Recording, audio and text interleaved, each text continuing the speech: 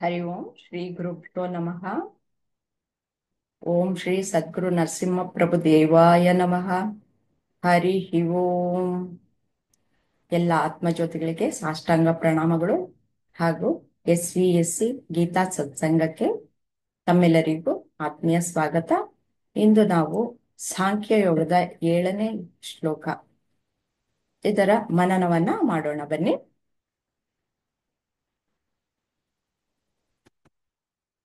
ಇದು ಅರ್ಜುನನ ಹೇಳಿಕೆಯಿಂದ ಶುರುವಾಗುತ್ತೆ. अर्जुन उवाच कार्पण्यदोषोपहतः स्वभावः पृच्छामि त्वां धर्मसम्मूढचेताः यश्श्रेयस्यान्निश्चितं ब्रूहि तन्मे शिष्यस्तेऽहं शाधि मां त्वां प्रपन्नम्. ಹೀಗೆ ಇದರ ಅರ್ಥವನ್ನ ಹೀಗೆ ಹೇಳಿದರೆ, ದೈನ್ಯವೆಂಬ ದೋಷದಿಂದ ಕುಂದಿದ ಸ್ವಭಾವವುಳ್ಳವನಾಗಿ, ಧರ್ಮದ ವಿಷಯದಲ್ಲಿ ಮೂಢನಾದ ಮನಸ್ಸುಳ್ಳವನಾಗಿ ನಿನ್ನನ್ನು ಪ್ರಶ್ನೆ ಮಾಡುತ್ತೇನೆ. ಯಾವುದು ನನಗೆ ಶ್ರೇಯಸ್ಕರವೋ ಅದನ್ನು ನಿಶ್ಚಯಪೂರ್ವಕವಾಗಿ ಹೇಳು. ನಾನು ನಿನ್ನ ಶಿಷ್ಯನು, ನಿನ್ನನ್ನೇ ಶರಣು ಹೊಂದಿರುವ ನನಗೆ ಬೋಧಿಸು. ನಾವು ಹಿಂದಿನ ತರಗತಿಯಲ್ಲಿ ನಾವು ಏನು ತಿಳ್ಕೊಂಡ್ವಿ? ಧೃತರಾಷ್ಟ್ರನ ಬಗ್ಗೆ ತಿಳ್ಕೊಂಡ್ವಿ, ಮತ್ತೆ ಸಂಜಯನ ಬಗ್ಗೆ ತಿಳ್ಕೊಂಡ್ವಿ. ಅರ್ಜುನ, ಕೃಷ್ಣ ಇವರೆಲ್ಲ ಏನು ಹೇಗೆ ಅನ್ನೋದು ಸಹ ಎಲ್ಲ ಒಂದು ಅವರ ವ್ಯಕ್ತಿತ್ವ ಪರಿಚಯವನ್ನ ಮಾಡ್ಕೊಂಡ್ವಿ. ಈಗ ಅರ್ಜುನನ ಮುಖಾಂತರ ನಾವು ಆತ್ಮಜ್ಞಾನವನ್ನ ನಾವು ಕಲಿತಾ ಇದ್ದೀವಿ. ಶ್ರೀಕೃಷ್ಣ ಆತ್ಮಜ್ಞಾನವನ್ನ ಅರ್ಜುನನಿಗೆ ಬೋಧಿಸ್ತಾ ಇದ್ದಾರೆ. ಅರ್ಜುನನ ಮುಖಾಂತರ ನಾವು ಎಲ್ಲರೂ ಸಹ ಅರ್ಜುನರಾಗಿ ನಾವು ಈ ಜ್ಞಾನವನ್ನು ಪಡೆದುಕೊಳ್ಳೋಣ. ಇದರ ಮೇಲೆ ಒಂದಷ್ಟು ಪ್ರಶ್ನೆಗಳು ಸಹ ಇವೆ, ಅವುಗಳನ್ನ ನೋಡೋಣ.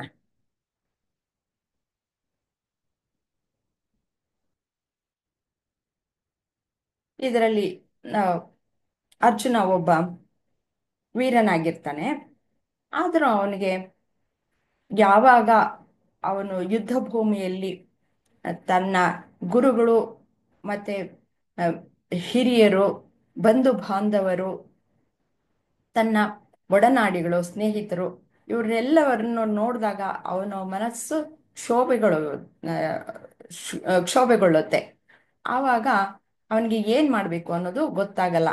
ಅವನು ಮನಸ್ಸು ಯಾವಾಗ ಕ್ಷೋಭೆಗೊಳಗಾಗುತ್ತೋ ಆಗ ದೈಹಿಕವಾಗಿಯೂ ಸಹ ಅದರ ಪರಿಣಾಮ ದೇಹದ ಮೇಲೂ ಉಂಟಾಗತ್ತೆ. ಹಾಗಾಗಿ ಅವನು ಏನು ಮಾಡಲಾರ್ದೆ ಅವನು ಕುಸಿದು ಬಿದ್ದು ಎಲ್ಲ ತನ್ನ ಶಸ್ತ್ರಾಸ್ತ್ರಗಳನ್ನೆಲ್ಲ ತ್ಯಜಿಸಿಬಿಟ್ಟು ತನ್ನ ಸ್ನೇಹಿತನು ಮತ್ತು ಬಂಧುವು ಆಗಿರುವಂತ ಶ್ರೀಕೃಷ್ಣನನ್ನ ಬಂಧುವಾಗಿ ಅಲ್ಲ, ಸ್ನೇಹಿತನಾಗಿ ಅಲ್ಲ, ನೀನು ನನ್ನ ಗುರು, ನನಗೇನು ಹೊಳಿತಾ ಇಲ್ಲ, ನೀನು ನನಗೆ ಯಾವುದು ಶ್ರೇಯಸ್ಕರ ಅಂತ ಅನ್ಸುತ್ತೋ ಅಂತಹದ್ದನ್ನ ನನಗೆ ಒಂದು ಪರಿಹಾರವಾಗಿ ಹೇಳು ಅಂತ ಕೇಳ್ಕೊಳ್ತಾನೆ. ಹಾಗೆ ನಾವು ಎಷ್ಟೋ ವೀರನಾಗಿರುವಂಥವನ್ನು ಸಹ ಮನಸ್ಸು ಕುಂದು ಹೋಗುವಂತ ಪರಿಸ್ಥಿತಿಗಳು ಎಷ್ಟೊಂದಿರುತ್ತೆ. ಅದು ಯಾವ್ಯಾವ್ದಿರಬಹುದು? ತಾವು ಯಾರಾದ್ರೂ ಒಬ್ರು, ಉಷಾಜಿ ನೀವು ಹಂಚ್ಕೊಳ್ತೀರಾ? ಹೊರಗಡೆ ಬೇಕಾದಷ್ಟು ಯುದ್ಧ ರಂಗದಲ್ಲಿ ಎಷ್ಟೊಂದು ರಾಜರ ಕಥೆನೂ ಕೇಳಿದ್ದೀರಾ. ಈಗ ನಮ್ಮ ದಿನನಿತ್ಯದಲ್ಲೂ ಅಷ್ಟೇ ಹೊರಗಡೆ ಹೋಗ್ಬಿಟ್ಟು ಬೇಕಾದಷ್ಟು ಹೋರಾಡಿರ್ತೀವಿ. ಆದ್ರೆ ನಮ್ಮ ಮನೆಯಲ್ಲೇ ಏನಾದರೂ ಆದಾಗ ಒಬ್ಬ ವೈದ್ಯನೇ ಆಗ್ಲಿ, ಬೇರೆಯವರಿಗೆಲ್ಲ ಸರ್ಜರಿ ಬೇಕಾದಷ್ಟು ಮಾಡ್ತಾನೆ. ಅದೇ ತನ್ನ ಮಗುಗ್ ಮಾಡ್ಬೇಕು ಅಂದಾಗ ಅವನ ಮನಸ್ಥಿತಿ ಹೇಗಿರುತ್ತೆ? ಈಗ ಅದೇ ಮನಸ್ಥಿತಿ ಅರ್ಜುನಂದು ಆಗಿರುತ್ತೆ. ಅಲ್ಲಿ ಯುದ್ಧ ಭೂಮಿಯಲ್ಲಿ ಬಂದು ನಿಂತ್ಕೊಂಡಾಗ ಅವನು ತನ್ನ ಬಂಧು ಬಾಂಧವರು, ಗುರುಗಳು ಎಲ್ಲಾರನ್ನೂ ಎದುರುಗಡೆ ನಿಂತ್ಕೊಂಡಾಗ ಅವನ್ಗೆ ಆ ಧರ್ಮದ್ದು ಇದ್ರ ಬಗ್ಗೆನೇ ಒಂದು ಡೌಟ್ ಬರುತ್ತೆ ಅನ್ಸುತ್ತೆ ಮ್ಯಾಮ್. ಅವನ್ಗೆ ನನಗೆ ಹೇಗೆ ಇದು ನಾನು ಅವ್ರ ಎದುರುಗಡೆ ನಿಂತ್ಕೊಂಡು ನನ್ನ ಇವ್ರ ಮೇಲೆ ನಾನು ಹೇಗೆ ಯುದ್ಧ ಮಾಡ್ಲಿ, ನನಗೆ ಏನು ತೋಚ್ತಾ ಇಲ್ಲ ಅಂತ ಹೇಳ್ಬಿಟ್ಟು ಒಂಥರ ಕೃಷ್ಣನಿಗೆ ಶರಣಾಗ್ತಾನೆ. ನನಗೆ ತೋಚ್ತಾ ಇಲ್ಲ, ನನಗ್ ದಾರಿ ತೋರ್ಸು ಅಂತ ಅಂದ್ಬಿಟ್ಟು ಅಂತ. ಹ್ಮ್ ಅವನ್ಗೆ ಯಾವ್ದು ಧರ್ಮ ಅನ್ನೋದ್ರ ಬಗ್ಗೆನೇ ಒಂದು ಕ್ವಶನ್ ಶುರು ಆಗುತ್ತೆ. ಏನು ನಂದು ಧರ್ಮ ಏನು? ನನ್ನ ಈಗ ಯುದ್ಧದಲ್ಲಿ ನಾನು ಹೋರಾಡಿ ಗೆಲ್ಲೋದಾ, ಅಥವಾ ನನ್ನ ಬಂಧು ಬಾಂಧವರ ಎದುರುಗಡೆ ನಾನು ನಿಂತ್ಕೊಂಡು ಅವ್ರ ಮೇಲೆ ಹೋರಾಡೋದು, ಅವ್ರ ಜೊತೆ ಈ, ನಿಂತ್ಕೊಂಡು ಓಡಾಡೋದು, ಅವ್ರ ಜೊತೆಯಾಗಿ ನಿಂತ್ಕೊಂಡು ಹೋರಾಡೋದು ಅನ್ನೋದು ಆ, ಅದು ಒಂಥರ ಇದಾದ್ರೆ, ಅವ್ರಿಗೆ ಅಪೋಸಿಟ್ ಅಲ್ಲಿ ನಿಂತ್ಕೊಂಡು ಹೋರಾಡೋದು ಅನ್ನೋದು ಅವನಿಗೆ ಅದೊಂಥರ ಕನ್ಫ್ಯೂಸ್ ಸ್ಟೇಟ್ ಅಲ್ಲಿ ಇರ್ತಾನೆ ಅವನು ಅರ್ಜುನ. ಎಷ್ಟೋ ರೀತಿಲಿ ನಮ್ಗಳಿಗೂ ಅದು ಆಗತ್ತೆ ದಿನನಿತ್ಯದ ಏ ಕೆಲವು. ಏನ್ ಮಾಡ್ಬೇಕು ಅನ್ನೋದು ನಮಗೂ ಏನ್ ತೋರ್ತದೆ. ಮಾಡ್ಬೇಕು ಅನ್ನೋದು, ಯಾವ್ದು ಧರ್ಮ ಅನ್ನೋದು ಅನ್ನೋದು ಅವನ್ಗೆ ಇದು ಆದಾಗ ಎಷ್ಟೊಂದ್ ಸತಿ ನಾವು ಆ, ದೇವ್ರಿಗೆ ಶರಣಾಗತಿ ಹೊಂತೀವಲ್ಲ, ನನ್ಗೆ ದಾರಿ ತೋರ್ಸಪ್ಪ ಅನ್ನೋ ತರ. ಹಾಗೆ ಅವನ್ಗೆ ಎದುರಿನಲ್ಲಿದ್ದ ತನ್ನ ಕೃಷ್ಣನನ್ನೇ ನನಗೆ ನೀನೇ ನನ್ನ ಗುರು, ನನಗೆ ನಾನು ಶಿಷ್ಯನಾಗಿ ಶರಣಾಗ್ತಾ ಇದ್ದೀನಿ, ನನಗೆ ಒಂದು ದಾರಿ ದೀಪ ತೋರ್ಸು, ಯಾವುದು ಸರಿ ಅನ್ನೋದು ನನಗೆ ತುಂಬಾ ಕನ್ಫ್ಯೂಸ್ ಇದ್ರಲ್ಲಿದ್ದೀನಿ, ನನಗೆ ದಾರಿ ತೋರ್ಸು ಅಂತ ಹೇಳ್ಬಿಟ್ಟು ಇದ್ ಮಾಡ್ತಾನೆ ಅಂತ. ನಾವು ದಿನನಿತ್ಯ ಹೇಳ್ತಾ ಇರ್ತೀವಿ, ಧರ್ಮ ಸಂಕಟದಲ್ಲಿ ಹಾ. ಸಿಕ್ಕಾಕೊಂಡ್ಬಿಟ್ಟಿದೀನಿ ನಾನು ಅಂತ ಅಲ್ವಾ? ಹಾಗೆ. ಮತ್ತೆ ಇನ್ನೇನಾದ್ರೂ ಹೇಳ್ತೀರಾ? ಹ್ಮ್ ಎಷ್ಟೊಂದ್ ಸತಿ ಮನೇಲೂ ಕೂಡ ಅದು ನನಗೆ ಅನ್ಸುತ್ತೆ. ಒಂದೊಂದ್ಸತಿ ಆ ಮನೇಲಿ ಅಪ್ಪ ಮಗ ಇಬ್ರು ಕಡೆ ತಗೊಳ್ಬೇಕಾದ್ರೆ ಅಮ್ಮನಾಗಿ ನಮ್ಗೆ ಎಷ್ಟೊಂದ್ ಸತಿ ದ್ವಂದ್ವ ಬರುತ್ತೆ. ಆ ಹ್ಮ್ ಹ್ಮ್ ಆ ಇದ್ರಲ್ಲೂ ದಿನನಿತ್ಯದ್ದು ಎಷ್ಟೋ, ಅಂದ್ರೆ ಅದೊಂದು ಸಣ್ಣ ಸಣ್ಣದು ಇದು ಅಂದ್ರೂ ನಮ್ಮ ಕೆಲಸ ಮಾಡೋ ಕಡೆ ಇದ್ರ ಕಡೆನೂ ಈ ತರದ್ದು ದ್ವಂದ್ವಗಳು ಬರುತ್ತೆ. ಅವಾಗ ಪರಿಹಾರ ಅನ್ನೋದು ಏನು ಅನ್ನೋದು ಅಂತ ಒಂದು ಅರ್ಜುನನಿಗೆ ಬಂದಿರೋ ತರದ ಸಮಸ್ಯೆನೆ. ಹೌದು. ಈ ಭಗವದ್ಗೀತೆಯ ಪ್ರತಿಯೊಂದು ಆ ಅಂಶವೂ ಸಹ ನಮ್ಮ ಜೀವನದಲ್ಲಿ ಅಳವಡಿಸ್ಕೊಳ್ಳೋದಕ್ಕೋಸ್ಕರನೇ ಇರೋದು.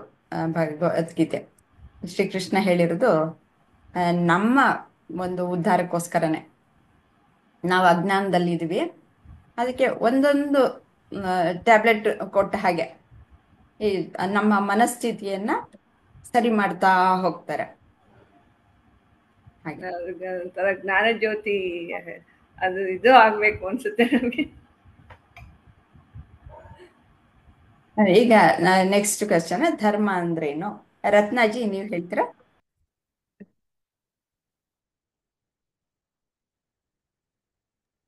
ಹಲೋ ಹಾ ಹಲೋ ಹೇಳಿ, ಕೇಳಿಸ್ತಾ ಇದೆ, ಹೇಳಿ. ಧರ್ಮ ಅಂದ್ರೆ ಮ್ಯಾಮ್ ನಾನ್ ಗೊತ್ತಿರೋದು ತಪ್ಪೋ ಸರಿಯೋ ಗೊತ್ತಿಲ್ಲ, ಬಟ್ ಹೇಳ್ತೀನಿ. ಗೊತ್ತಿರೋ ಅಷ್ಟು ಹೇಳಿದ್ರೆ ಸರ್.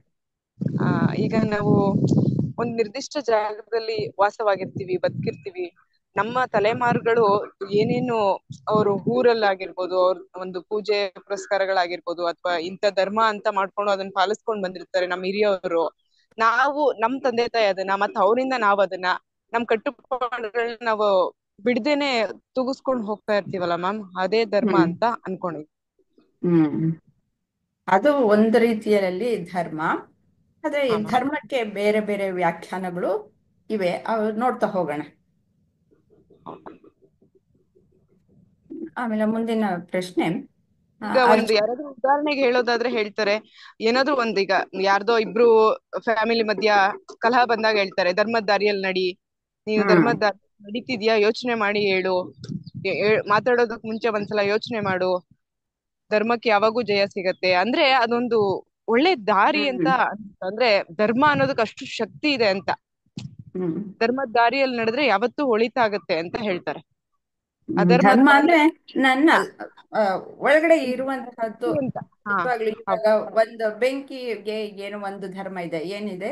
ಅದು ಹಾ ಶಾಖ ಹಾ ಕೊಡುವಂಥದ್ದು, ಸುಡುವಂಥದ್ದು ಅದರ ಧರ್ಮ ಅಲ್ವಾ? ಹೌದು ಮ್ಯಾಮ್. ಹಾಗೆ ನನ್ನ ಒಳಗಡೆ ಒಂದು ಧರ್ಮ ಅನ್ನೋದಿದೆ.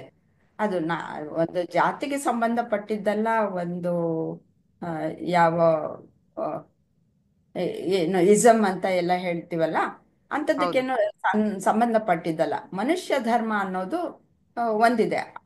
ಅದು ಧರ್ಮ ಏನು? ಅದು ಅವು ಒಂದಷ್ಟು ಆ, ಕಟ್ಟುಪಾಡುಗಳು ಹೊರಗಡೆಯಿಂದ ಬಂದಿರುತ್ತೆ. ಆದರೆ ಇಲ್ಲಿ ಸಹಜವಾಗಿರುವಂತಹ ಧರ್ಮವನ್ನ ನಾವು ಎತ್ತಿ ಹಿಡಿಬೇಕು ಅನ್ನೋದೇ ಆಗಿರುತ್ತೆ. ಓಕೆ. ಇಲ್ಲಿ ಮುಂದಿನ ಪ್ರಶ್ನೆ, ಅರ್ಜುನ ಶ್ರೀಕೃಷ್ಣನನ್ನ ಕೇಳ್ಕೊಳ್ತಾನೆ. ಅವನಿಗೆ ತುಂಬಾ ಏನ್ ಮಾಡ್ಬೇಕು ಅನ್ನೋದು ಗೊತ್ತಾಗಲ್ಲ. ಅವನಿಗೆ ಮಾನಸಿಕವಾಗಿಯೂ ಅವನು ಸೋತ್ ಹೋಗ್ಬಿಟ್ಟಿರ್ತಾನೆ, ದೈಹಿಕವಾಗಿಯೂ ಅವನು ದುರ್ಬಲನಾಗಿ ಏನು ಮಾಡಕ್ಕಾಗದೆ ಕುಸಿದು ಬಿದ್ದಿರ್ತಾನೆ. ಆ, ನಾನು ಈಗ ನಿನ್ನ ಶಿಷ್ಯ ಆಗಿದ್ದೀನಿ, ಸಂಪೂರ್ಣ ನಿನಗೆ ಶರಣಾಗ್ಬಿಟ್ಟಿದ್ದೀನಿ. ನನಗೆ ಶ್ರೇಯಸ್ಸನ್ನುಂಟು ಮಾಡುವಂತಹ ಯಾವ್ದಾದ್ರು ಒಂದು ಮಾರ್ಗ ಇದ್ರೆ ಅದನ್ನ ಹೇಳಪ್ಪ ಅಂತ ಕೇಳ್ಕೊಳ್ತಾನೆ. ಅವನು ದೈನ್ಯತೆಯಿಂದ ಕೇಳ್ಕೊಳ್ತಾನೆ. ಇಲ್ಲಿ ಈ ಒಂದು ಶರಣಾಗತಿ ಅಂದ್ರೆ ಏನು ಅನ್ನೋದನ್ನ ನಮ್ಮ ಮಂಗಳಾಜಿ ಹೇಳ್ತೀರಾ? ಶರಣಾಗತಿ ಅಂದ್ರೆ ಅರ್ಜುನ್ಗೆ ದಾರಿನೇ ತೋರ್ತಾ ಇಲ್ಲ. ಅವನ್ಗೆ ಮೇನ್ ಕನ್ಫ್ಯೂಷನ್ ಧರ್ಮ ಅಂದ್ರೆ ಏನು, ನನ್ನ ನನ್ನ ಕರ್ತವ್ಯನೇ ಧರ್ಮನ, ಇಲ್ಲ ಸಂಬಂಧಗಳು ನಿಭಾಯಿಸೋದ್ ಧರ್ಮನ, ಏನು ಕನ್ಫ್ಯೂಷನ್ ಏನೂ ಗೊತ್ತಾಗಲ್ಲ. ಅದು ದುಃಖ, ಮೋಸ್ಟ್ಲಿ ದುಃಖ ಜಾಸ್ತಿ ಆಗಿ ಏನೂ ತೋಚದಂತೆ, ಅಂದ್ರೆ ನಿನ್ಮೇಲ್ ಹಾಕಿದೀನಿ, ನೀನ್ ಏನ್ ಹೇಳ್ತೀಯೋ ನಾನು ಅದನ್ನ ಫಾಲೋ ಮಾಡ್ತೀನಿ ಅಂತ ಕೃಷ್ಣನ್ಗೆ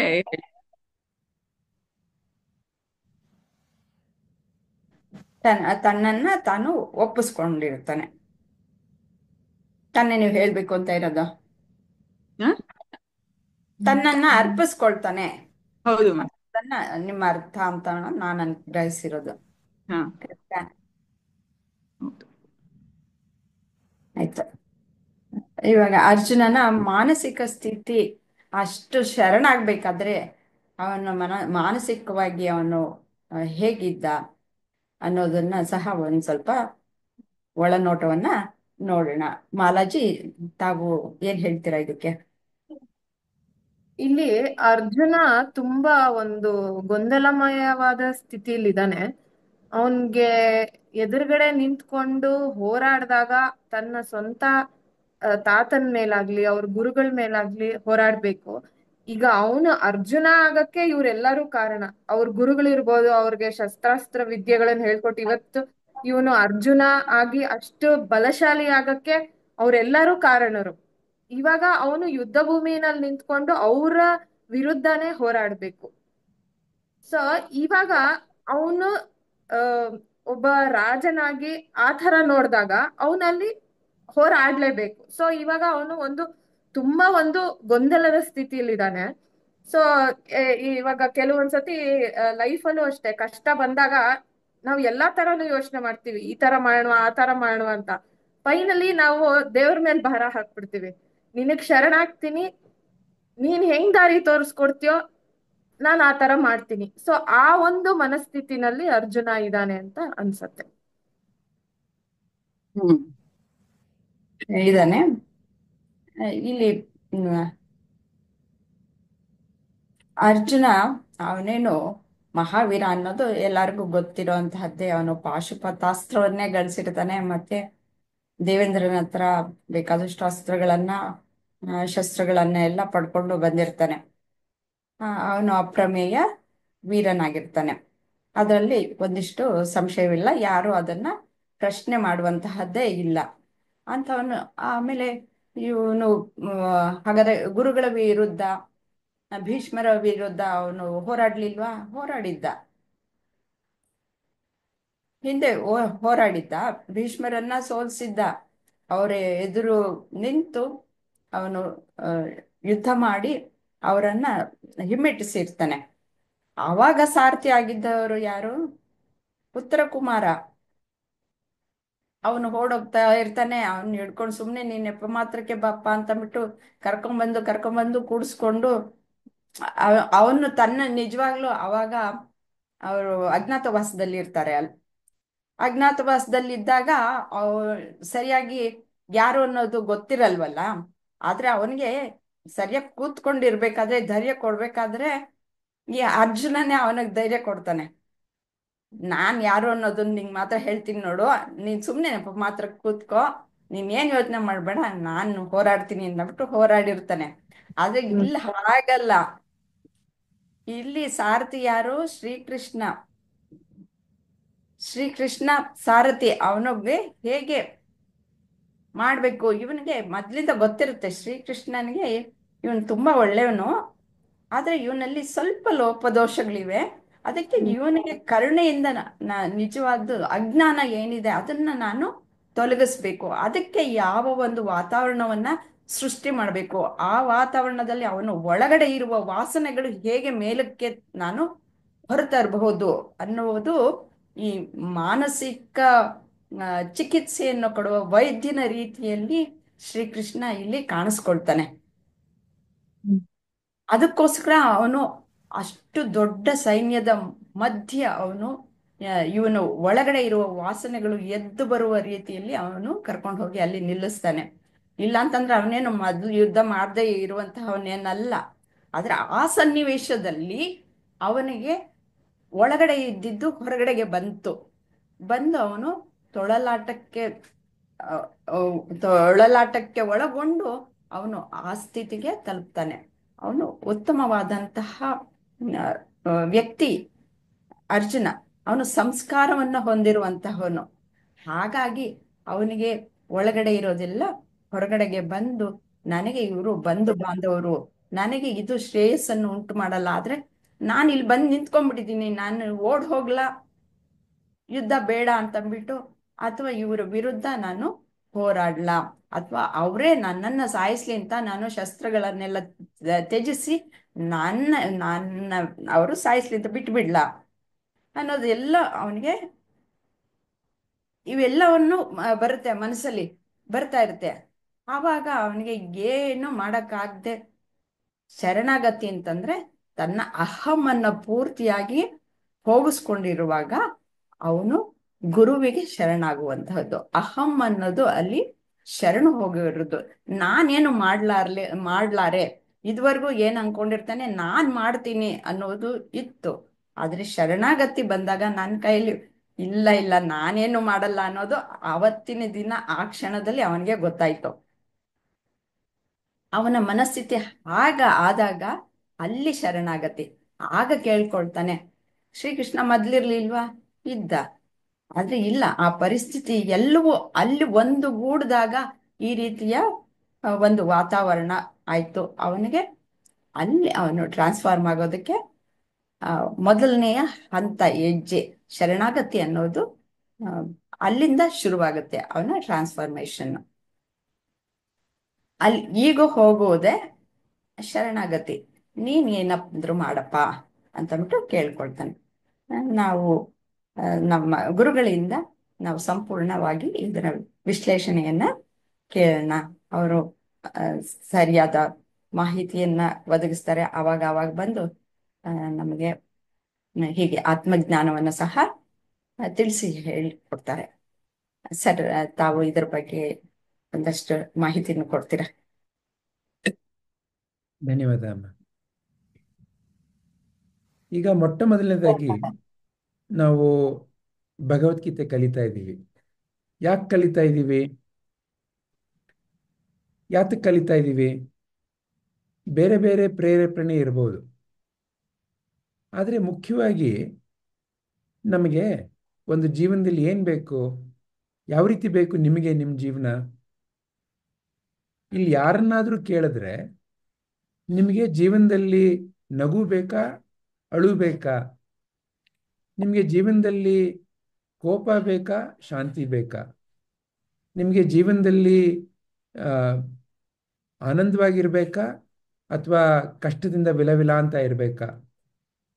ಹೀಗೆ ಯಾವುದೇ ರೀತಿಯಲ್ಲಿ ಪ್ರಶ್ನೆ ಕೇಳಿದ್ರು ನಮ್ಮೆಲ್ಲರ ಉತ್ತರ ಒಂದೇ ಇರುತ್ತೆ. ಏನು? ನಮ್ಮೆಲ್ರಿಗೂ ಯಾವ ರೀತಿ ಬೇಕು ಜೀವನ? ನನಗೆ ಜೀವನ ಸುಖಮಯವಾಗಿರಲಿ, ಜೀವನ ಶಾಂತಿಯುತವಾಗಿರಲಿ, ಜೀವನ ಆರೋಗ್ಯದಿಂದ ಇರಲಿ, ಚೈತನ್ಯದಿಂದ ಇರಲಿ. ಈ ರೀತಿ ನಮ್ಮೆಲ್ಲರಿಗೂ ಒಂದೇ ಉತ್ತರ. ಹೌದ್ ತಾನೆ? ಈಗ ನಾನು ನಿಮಗೆ ಯಾವ ತಿಂಡಿ ಇಷ್ಟ ಅಂತ ಕೇಳಿದ್ರೆ ಒಬ್ಬೊಬ್ರು ಒಂದೊಂದು ಉತ್ತರ ಕೊಡಬಹುದು. ಒಬ್ರು ದೋಸೆ, ಒಬ್ರು ಪರೋಟ, ಒಬ್ರು ಚಿತ್ರಾನ್ನ, ಒಬ್ರು ಸೀಬೆಕಾಯಿ, ಏನೇನೋ ಹೇಳ್ಬೋದು. ಆದರೆ ಏನು ಬೇಕು ನಿಮಗೆ ಜೀವನದಲ್ಲಿ ಅನ್ನೋ ಪ್ರಶ್ನೆ ಹಾಕಿದ್ರೆ ನಮ್ಮೆಲ್ಲರ ಉತ್ತರ ಒಂದೇ ಇರುತ್ತೆ. ಏನು? ನಮ್ಮ ಜೀವನ ಶಾಂತಿಯಿಂದ, ನೆಮ್ಮದಿಯಿಂದ, ಸಂತೋಷದಿಂದ, ಆರೋಗ್ಯದಿಂದ, ಚೈತನ್ಯದಿಂದ ಇರಲಿ. ಇದು ನಮ್ಮೆಲ್ಲರ ಒಂದು ಬಯಕೆ. ಈ ಬಯಕೆನಲ್ಲಿ ಏನಾದ್ರು ತಪ್ಪಿದೆಯಾ? ಹಾಗಾದ್ರೆ ಬಯಕೆನಲ್ಲಿ ತಪ್ಪಿಲ್ಲ. ಆದರೆ ಯಾತಕ್ಕೆ ಇದು ಆಗ್ತಾ ಇಲ್ಲ? ಹಾಗಾದ್ರೆ ಒಂದು ಸಣ್ಣ ಉದಾಹರಣೆ ತಗೋಣ. ಈಗ ಎಲ್ರಿಗೂ ಬರ್ಡೇ ಅಂತ ಆಗತ್ತೆ. ನಿಮ್ಮಲ್ಲೂ ಎಷ್ಟೊಂದು ಜನ ಮಾಡ್ಕೊಳ್ಬೋದು. ಬರ್ಡೇ ಒಂದು ಮಗುಗೆ ಬರ್ಡೇ ಅಂತ ಆಗ್ತಾ ಇದೆ, ಅಥವಾ ನಿಮಗೆ ಬರ್ಡೇ ಅಂತ ಆಗ್ತಾ ಇದೆ. ಹೆಂಗಿರುತ್ತೆ ಸೆಲೆಬ್ರೇಷನ್ನು? ಕೇಕ್ ಇರುತ್ತೆ, ತಿಂಡಿಗಳಿರುತ್ತೆ, ಎಲ್ಲರನ್ನೂ ಕರೆದಿರ್ತೀರಾ, ಎಲ್ಲರೂ ಗಿಫ್ಟ್ ತಂದಿರ್ತಾರೆ. ಎಲ್ಲರೂ ಬಂದ್ಬಿಟ್ಟು ಗಿಫ್ಟ್ ಕೊಟ್ಬಿಟ್ಟು ಏನು ಹೇಳ್ತಾರೆ ನಿಮಗೆ? ಹ್ಯಾವ್ ಎ ಹ್ಯಾಪಿ ಬರ್ಡೇ ಅಂತ ಹೇಳ್ತಾರೆ. ಏನು? ನೀವು ಒಂದು ಒಳ್ಳೆ ಹ್ಯಾಪಿ ಬರ್ಡೇ. ಅವ್ರು ಗಿಫ್ಟ್ ಕೊಟ್ಟರು, ಹ್ಯಾವ್ ಎ ಹ್ಯಾಪಿ ಬರ್ಡೇ ಅಂತ ಹೇಳಿದ್ರು. ಅಥವಾ ಇನ್ನೂ ಒಂದು ಉದಾಹರಣೆ ತಗೋಣ. ಯಾರೋ ಒಂದು ಗಂಡು ಒಂದು ಹೆಣ್ಣು ಮದುವೆ ಆಗ್ತಾ ಇದೆ ಅಂತ ಅನ್ಕೊಳ್ಳೋಣ. ಇಲ್ಲಿ ನಿಮ್ಮಲ್ಲೂ ಎಷ್ಟೊಂದು ಜನಕ್ಕೆ ಆಗಿರ್ಬೋದು. ಆ ಮದುವೆ ಸಮಯದಲ್ಲಿ ಒಂದು ಸ್ಟೇಜ್ ಮೇಲ್ಗಡೆ ನಿಲ್ಲಿಸ್ತಾರೆ. ಮದುವೆ ಎಲ್ಲ ಮುಗಿದ ಮೇಲಿಂದ ರಿಸೆಪ್ಷನ್ ಅಂತ ಹೇಳ್ತಾರೆ. ಆ ಸಮಯದಲ್ಲೂ ಎಲ್ಲ ಬಂದಿರೋರೆಲ್ಲ ಕ್ಯೂ ನಿಂತ್ಕೋತಾರೆ. ಕ್ಯೂ ನಿಂತ್ಕೊಂಡು ಎಲ್ಲರೂ ಬರ್ತಾರೆ. ಏನು ಹೇಳ್ತಾರೆ? Have a happy married life. ನಿಮ್ದು ಮದುವೆ ಜೀವನ ಅದ್ಭುತವಾಗಿರ್ಲಿ, ನಗ್ನಗ್ತಾ ಇರಲಿ ಅಂತ ಹೇಳ್ತಾರೆ. ನಾವೆಲ್ಲರೂ ಅದನ್ನ ಕೇಳಿಸ್ಕೊಂಡಿದ್ದೀವಿ. ಆದರೆ ಮುಖ್ಯವಾದ ಪ್ರಶ್ನೆ ಏನು ಇದರಲ್ಲಿ? Have a happy married life, have a happy birthday, okay. ಆದ್ರೆ ಏನಾಗತ್ತೆ? ಮದುವೆ ಅಂತ ಆಗತ್ತೆ. ಮದುವೆ ಆದಾಗ ಒಂದು ಹನಿಮೂನ್ ಅಂತಿರುತ್ತೆ, ಎಲ್ಲ ಹ್ಯಾಪಿ ಅಂತ ಅನ್ಸುತ್ತೆ, ಆಮೇಲೆ ಶುರುವಾಗಿರುತ್ತೆ ಅಲ್ವಾ? ಜೀವನದಲ್ಲಿ ಆಮೇಲಿಂದ ಅಯ್ಯೋ ರಾಮ, ಮದುವೆ ಅಂದ್ರೆ ಇದೇನಾ ಅನ್ನೋ ರೀತಿನಲ್ಲಿ ಎಷ್ಟೊಂದು ಜನದ್ದು ನಾವೆಲ್ಲ ನೋಡಿರ್ಬಹುದು. ಅಥವಾ ಹ್ಯಾವ್ ಎ ಹ್ಯಾಪಿ ಬರ್ಡೇ, ಅವತ್ತೆಷ್ಟು ಚೆನ್ನಾಗಿತ್ತು, ಮಾರನೇ ದಿವಸ ಅದೇ ಅಪ್ಪ, ಅದೇ ಅಮ್ಮ, ಅದೇ ಸುತ್ತಮುತ್ತ ಇರೋರು ನೆನ್ನೆ ಎಲ್ಲರೂ ಬಂದು ಖುಷಿ ಖುಷಿಯಿಂದ ನನಗೆ ಹೇಳಿದ್ರು. ಇವತ್ತು ಕೆಲವರು ಬೈತಾ ಇದ್ದಾರೆ, ಕೆಲವರು ತೆಗಳ್ತಾ ಇದ್ದಾರೆ, ಕೆಲವರು ಬೆನ್ನಿಂದಗಡೆ ಏನೋ ಮಾತಾಡ್ತಾ ಇದ್ದಾರೆ. ಏನಾಯ್ತು? ಹ್ಯಾವ್ ಎ ಹ್ಯಾಪಿ ಬರ್ಡೇ ಎಲ್ಲ ಹಾಳಾಗೋಯ್ತಾ? ಹೀಗೆ ಜೀವನ ಅಂತ ಏನೋ ಜಾಗ ಇದೆ, ಅಲ್ಲಿ ನೀವು ನಾನು ಏನೋ ಜೀವನ ಅಂತ ಏನೋ ಒಂದು ಆಟ ಆಡಬೇಕು. ಆ ಆಟ ಆಡೋ ಸಮಯದಲ್ಲಿ ನಿಮಗೆ ನನಗೆ ಏನು ಬೇಕು? ಖುಷಿಯಾಗಿರಬೇಕು, ಆನಂದವಾಗಿರಬೇಕು, ನೆಮ್ಮದಿಯಿಂದ ಇರಬೇಕು. ಆದರೆ ಇದೆಲ್ಲ ಪರಿಸ್ಥಿತಿಗಳು ಬರ್ತಾ ಇದೆಯಲ್ಲ. ಕೆಲವು ಸತಿ ಕೆಲವರು ಹೊಗಳ್ತಾರೆ, ಕೆಲವು ಸತಿ ಬೈತಾರೆ. ಆವಾಗ ಎಲ್ಲ ಏರುಪೇರು ಅನ್ನಿಸ್ತಾ ಇದೆಯಲ್ಲ. ಹಾಗಾದ್ರೆ ನಿಜವಾಗ್ಲೂ ಸಾಧ್ಯನಾ? ನಿಜವಾಗ್ಲೂ ಜೀವನದಲ್ಲಿ ಆನಂದವಾಗಿರೋ ಸಾಧ್ಯನಾ? ಕೆಲವು ಕಡೆ ನೋಡ್ತೀವಿ, ಅವ್ರು ಹೇಳ್ತಾರೆ ಹೌದು ಹೌದು ಸಾಧ್ಯ, ನೀವು ಏನು ಮಾಡಬೇಕಾಗಿಲ್ಲ, ನೀವು ಇಲ್ಲಿ ನಾವೊಂದು ಸ್ಪೆಷಲ್ ಟಾನಿಕ್ ಕೊಡ್ತೀವಿ, ದಿವಸ ಬಂದು ತಗೊಳ್ಳಿ, ಎಲ್ಲ ಸರಿ ಹೋಗುತ್ತೆ. ಕೆಲವರು ಅದಕ್ಕೆ ಹೋಗ್ತಾರೆ. ಯಾಕೆ? ನನಗೆ ಅದನ್ನು ಕುಡಿಲಿಲ್ಲ ಅಂತಂದ್ರೆ ಮನಸ್ಸಿನಲ್ಲಿ ಎಷ್ಟು ಬೇಜಾರಾಗಿರುತ್ತೆ ಗೊತ್ತಾ? ಅದಕ್ಕೆ ಅದನ್ನ ಸ್ವಲ್ಪ ಹೊತ್ತು ಹಾಕೊಂಡಾಗ ಎಲ್ಲ ನೆಮ್ಮದಿ ಅಂತ ಅನ್ಸುತ್ತೆ. ಆ ಟಾನಿಕ್ ಕುಡಿಯಕ್ಕೆ ಹೋಗ್ತಾರೆ. ಅದನ್ನ ಎಲ್ಲರೂ ಬೇರೆ ಬೇರೆ ಹೆಸರಿನಲ್ಲಿ ಕರೀತಾರೆ. ಕೆಲವರು ಬಾರ್ ಅಂತ ಕರೀತಾರೆ, ಕೆಲವರು ಮದ್ಯಪಾನದ ಅಂಗಡಿ ಅಂತ ಕರೀತಾರೆ. ಏನೋ ಒಂದು ಕರ್ಮ, ಒಟ್ಟಿನಲ್ಲಿ ಏನದು, ಅದೇನೋ ಸ್ವಲ್ಪ ಹೊತ್ತು ಟಾನಿಕ್ ತಗೊಂಡಾಗ ಕೆಲವರು ಅವ್ರ ದುಃಖ ಎಲ್ಲ ಮರೆತು ಆರಾಮಾಗಿದ್ದೀನಿ ಅಂತ ಹೇಳ್ತಾರೆ. ಅಥವಾ ಇನ್ ಕೆಲವ್ರು ಏನು ಮಾಡ್ತಾರೆ? ನನ್ನ ದುಃಖ ತಡೆಯೋಕ್ಕಾಗಲ್ಲ ಸ್ವಾಮಿ ಅಂತ ಹೇಳ್ಬಿಟ್ಟು ನಾನು ಟ್ರಿಪ್ಗೆ ಹೋಗ್ತೀನಿ, ನಾನು ಈ ಜಾಗದಿಂದ ಹೊರಟೋಗ್ಬಿಡ್ತೀನಿ. ಅಥವಾ ಇನ್ ಕೆಲವ್ರು ಏನು ಮಾಡ್ತಾರೆ? ನನಗೆ ಇದು ಆ ಥರ ಬೇಜಾರಾದಾಗ ನಾನು ಚೆನ್ನಾಗಿ ಐಸ್ ಕ್ರೀಮ್ ತಿಂತೀನಿ, ಚಾಕ್ಲೇಟ್ ತಿಂತೀನಿ, ಏನೇನೋ ಕಂಡಿಡ್ಕೊಂಡಿರ್ತಾರೆ.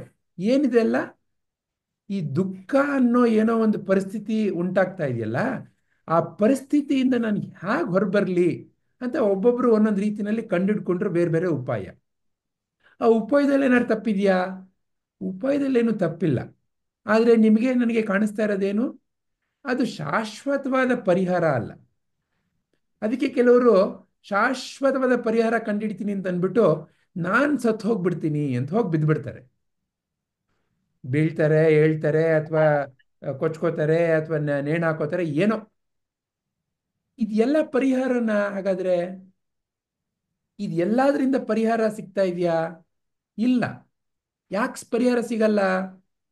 ಯಾಕೆ ಅಂದ್ರೆ ನೀವು ನಾನು ಮುಖ್ಯವಾಗಿ ಜೀವನದಲ್ಲಿ happy birthday, have a happy birthday, ಆದರೆ ಹೇಗೆ, how to have a really happy birthday, have a happy married life, ಆದರೆ ಹೇಗೆ ನಿಜವಾಗ್ಲೂ ಒಂದು ಸಂತೋಷವಾದ ಆನಂದಮಯವಾದ ಮದುವೆಯ ಜೀವನವನ್ನು ಸೃಷ್ಟಿ ಮಾಡ್ಕೊಳ್ಳೋದು ನಮ್ಗೆಲ್ಲರಿಗೂ ಬೇಕು.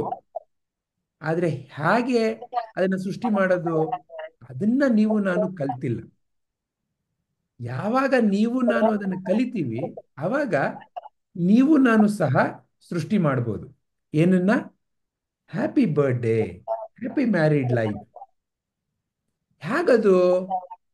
ಅದೇ ಭಗವದ್ಗೀತೆಯ ರಹಸ್ಯ. ಯಾಕೆ? ಯಾಕೆ ಅಂದ್ರೆ ಮೂಲಭೂತವಾಗಿ ದುಃಖ, ಕಷ್ಟ, ನಷ್ಟ ಇದೆಲ್ಲ ಎಲ್ಲಿ ಉಂಟಾಗ್ತಾ ಇದೆ, ಹೇಗೆ ಉಂಟಾಗ್ತಾ ಇದೆ ಅನ್ನೋದನ್ನ ನೀವು ನಾನು ಕ್ರಮಬದ್ಧವಾಗಿ ಕಲ್ತಿಲ್ಲ ಸ್ವಾಮಿ. ಈಗ ನಿಮಗೆ ನನಗೆ ಒಂದು ಆಸೆ ಇದೆ ಅಂತ ಅನ್ಕೊಳ್ಳೋಣ. ಏನು? ಒಳ್ಳೆ ದೋಸೆ ಮಾಡಬೇಕು ಅಂತ. ಏನ್ ಮಾಡ್ತೀವಿ? ಸುಮ್ಮನೆ ಒಳ್ಳೆ ದೋಸೆ ಮಾಡಬೇಕು ಅಂತಂದ್ರೆ ಆಗ್ಬಿಡುತ್ತಾ?